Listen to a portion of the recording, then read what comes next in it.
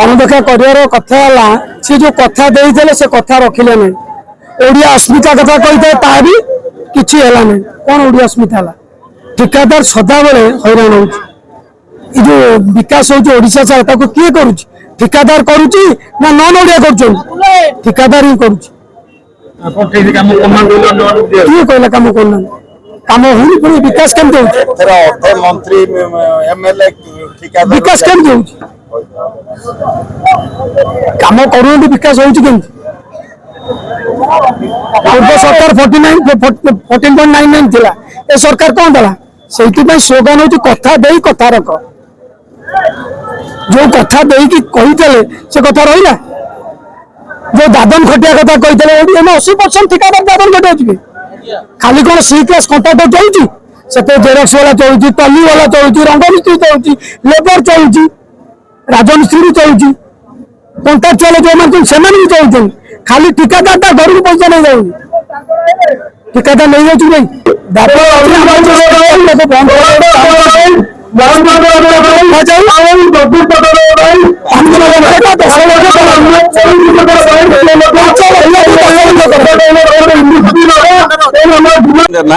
general secretary all Odisha contractor welfare association विभिन्न दाबी आपण जणैछन्ति कि सरकार ना आमे विभिन्न प्रकार दाबी 8 दफा दाबी एबे हमर अछि एटा मिलित संघ तरफ होउची हमर कॉन्ट्रैक्टर वेलफेयर एसोसिएशन अब इलेक्ट्रिकल कॉन्ट्रैक्टर एसोसिएशन